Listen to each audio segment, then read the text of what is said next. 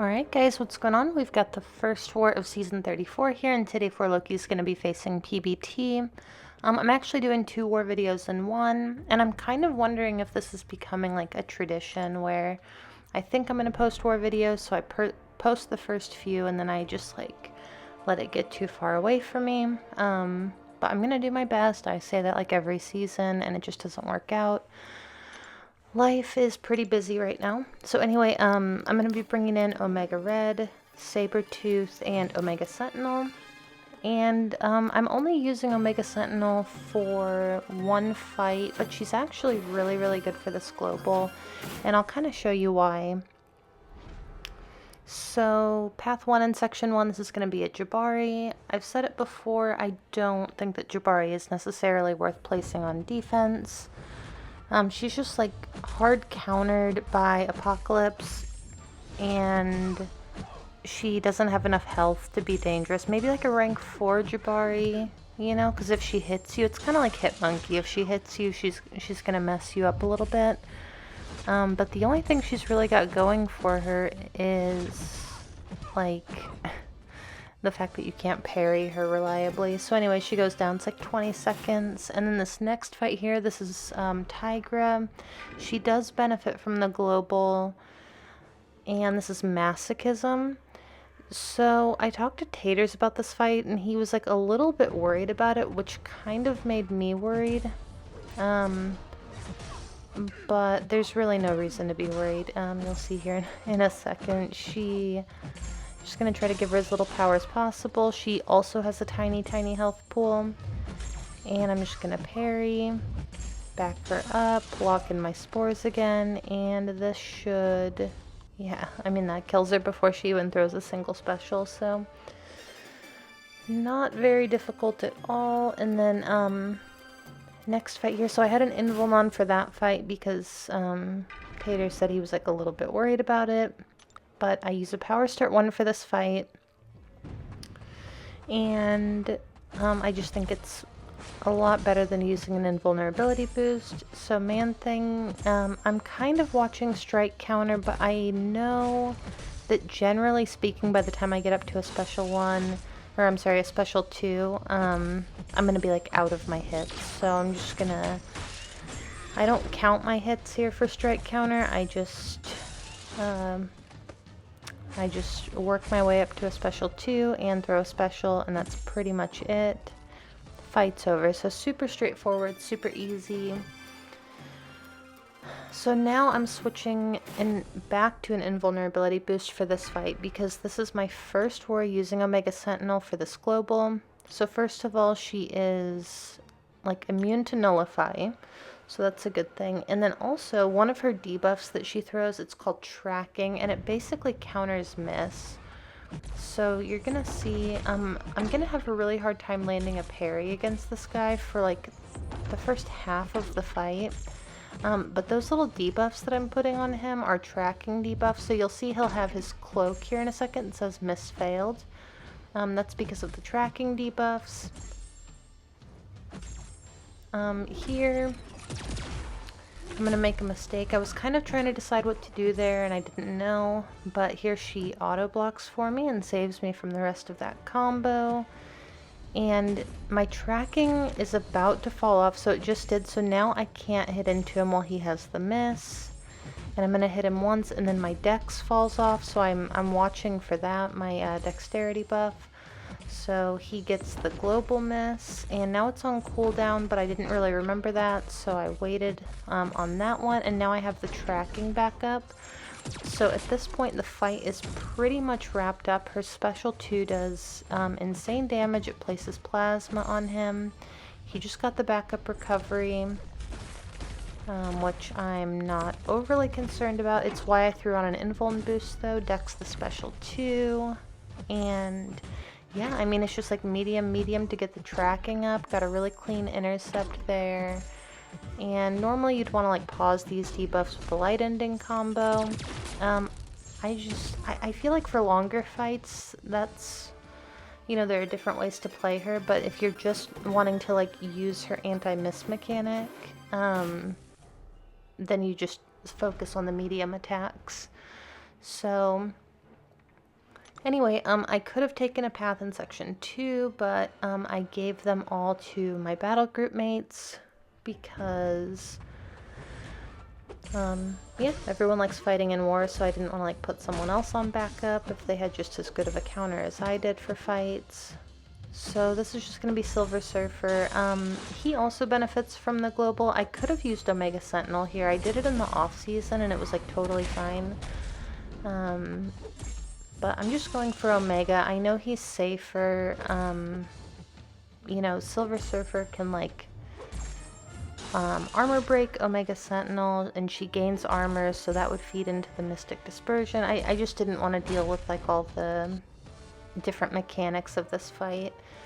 When with Omega, it's literally just like parry a bunch and heavy. So that was the end of that of my war. My battle group ended up finishing with 2 deaths. We did win our battle group. I don't remember how many deaths their BG3 had.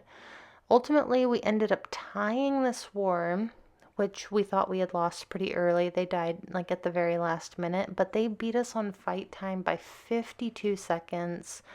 That's 0.6% of our fight time. So if we would have gone like, everyone was talking about like, you know, what they felt like they could have done differently afterwards. Like everyone was feeling really guilty about this loss. Like, oh, I could have just done this one thing. But I mean, it was a really close war. It was a really fun war. So anyway, War 2, this is going to be against MIBR, made in Brazil. And these guys did not ban Quake. And I feel like a lot of people have not been banning Quake this season. I don't even think she was banned in the first war. I think Taters and Mad Cat just brought her, so I didn't have to. But I am bringing her this war. She's just too valuable to leave off the team if you're allowed to bring her. So I'm going to be starting... Oh, right. Okay, so I'm going to be on Path 7 in Section 2, but I'm sharing this path with Pete. They did not ban Corvus, and they placed a couple tech defenders in Section 1, and they had an Omega Sentinel boss, who Corvus just destroys. So Pete is going to build up Corvus on the second node here, but I'm going to take this Immortal Abomination on Conflictor. This is actually like good placement. We used to see him on the mini-boss node a lot, because he self-inflicts poison, so against most people... you know, he shrugs his own poison and gains power. So, I mean, it's fine. Like, for a poison immune, it's not that serious. And I feel like Omega Red is by far the best answer for this node. So, just moving up, Pete picked up a couple charges, and I'm going to be taking this Kingpin on node 22. This is Power Snack. I've done this fight a bunch of times. It's super quick, super easy with Omega. Apocalypse can do it too, obviously, but with Omega, you don't have to hit him as much, so like backup recovery isn't usually like an obstacle for Omega Red. So I actually think that I turned Dex off for this fight. Yep, okay, I did. So you can see he didn't want to throw the special one. A bunch of my spores fell off. I'm just going to bait out another special one. And I guess all I need is 10 spores anyway. It still does like okay damage. Baiting out another special one. This fight is normally about like 30 seconds. This one's going to take like closer to 45, which, you know, feels really long, but we were also focusing on time during this war. So okay, next fight here. This is just going to be a rank 3 Nick Fury on node 23. I've taken this fight more times than I can count. I think the only person I've taken here more than Nick Fury is Korg. And just medium light combos, interrupt his heavy attack. And yeah, it's super easy. You're gonna see that this Nick Fury gets a little bit dicey though. He's gonna do something weird, like some weird AI thing that only happens in war.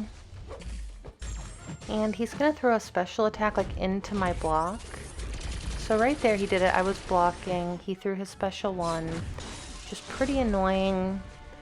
But not a huge deal. He's gonna do it again though. right there, I was hard blocking. I didn't let off block. He throws the special one. That's not something that like the normal AI would do, and now he's unblockable. So luckily he actually throws the special one, which is pretty rare for him when he's unblockable. Got a really good intercept there, go medium, light, medium, and I was gonna try to end it with the special 3. If I knew the special 3 wouldn't end the fight, then I would have just done medium, light into special 3, because now he's gonna evade on my next medium attack. Instantly throws the special 1 again into my block. That's like the 3rd time in this fight. But the fight's over. It just went on longer than it should have and got a little bit dicier, and I took more block damage than I should have. This next fight here is going to be an Ebony Maw on node 23 or node 25. Again, this would be good placement if they banned Quake. Because Quake is banned, there's just literally nothing to this fight. And I feel like what happened is like last season, oh, I didn't speed this one up because something kind of funny happens at the end. But last season, so, okay, season 32, everyone was banning Quake. Like when bans started, Miss-tic or Unstoppable Armor, Quake was banned pretty much every war. Last season, people figured out the global really well, and they stopped banning Quake because a lot of wars were coming down to tiebreakers. And I just wonder if like people didn't switch their like bans back over, or I'm not really sure what happened, but nobody is banning Quake, and she just completely hard counters this global, and she hard counters like 75% of the nodes on the map. Okay, so right there I let off my heavy attack, and I was at 100% health, and I'm going to finish at like 70%. So I lost 30% of my health from that degen, which is super, super annoying. I did that on purpose. I was just trying to end the fight, and I wasn't paying attention to like falter. So it's going to cost me a potion. And then here, this Null, I'm going to Quake him. And I thought that he was going to start unblockable, and I thought I was going to be getting willpower healing throughout this fight. But I think he's like Sig 1, so I literally did not start with a debuff on me. So he's not going to be unblockable, you know, which is fine. I would have liked the willpower healing. The other thing about Maw is that you shouldn't be able to Quake him. He's supposed to have like true sense or something, or true accuracy on his medium attacks, but Quake turns it off. Again, I don't think that's supposed to happen,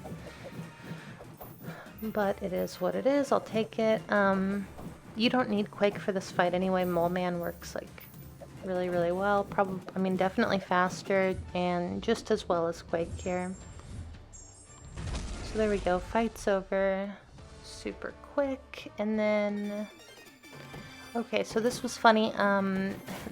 Somebody in BG3 messed up on their end, and they placed 2 kingpins. So they were, I think they were like 149 diversity or something like that because of this mistake, but I'm going to take both of them.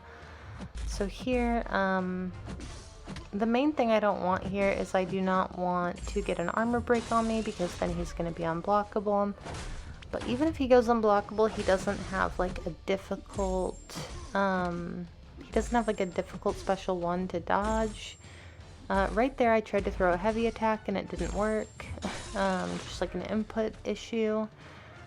And then here, just going to back up, finish at full health.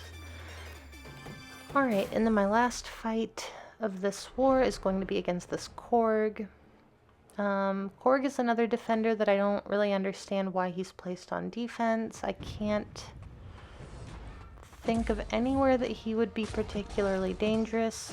Maybe node 23 still to some extent, but not even really there. So the other thing, I was talking to Taters after I took this fight, and people used to say stuff to me all the time about me blocking Korg's special 1, and they're like, oh, it's, you know, it's okay, you can just say if you don't know how to evade it. And I've always said, like, no, I can't evade his special 1, I just don't want to evade his special 1 in war. Nobody should be like dodging special attacks that they can just block, especially on a node like that. But here, I am gonna have to evade his special one, so I just want to show people who have been here for a long time. I do know how to evade. I do know how to evade Korg's special one. But yeah, again, you just, you know, if you can block a special attack in war, you should err on the side of blocking that special attack. That's just how I feel about it. If you can block it, you should. Okay, so that's actually the end of my war. Second war of the season. And yeah, we ended up winning this war. My battle group died 1 time. As an alliance, we died 8 times, and most of them were just like small mistakes that, I mean, as most deaths are, I guess. But we can definitely clean that up and like lower that number quite a bit. And yeah, also I'm on a little bit of a streak right now as far as like my deathless streak. So I finished my deathless streak before at like 247. I ended up losing it while I was on vacation last September. I took a fight. Taters was really good about like not giving me very many fights while I was on vacation. But there was one night that it just kind of worked out, and I think I had like 9 fights or something like that, and it was one of our last couple nights out of town, so I just wasn't really focused. I was like surrounded by people. I had to like try to sneak away to get these fights in, and I just played horribly, like just super embarrassing. And so I lost it on like just to me being awful that night. But so I am trying to get my streak back up right now, and I think I'm at, actually, hold on, let me look on my phone. You guys can't see this. And most of you probably don't care and aren't even watching anymore. But okay, so I am at a streak of 140 right now. So I'm back up. I'm tied with Doobs again for 6th place. And then my other streak, my 247, is first place for the Alliance. So, but I think PWF is getting ready to pass that up. So anyway, trying to get back up to my old streak or close to it, maybe like past 200 again. We'll see how that goes. But anyway, thank you guys so much for watching. I'm going to do my very, very best to keep uploading. But I don't want to make any promises because yeah, I just don't have a ton of time. But anyway, thank you guys for watching, and I will see you in the next one, whenever that ends up being.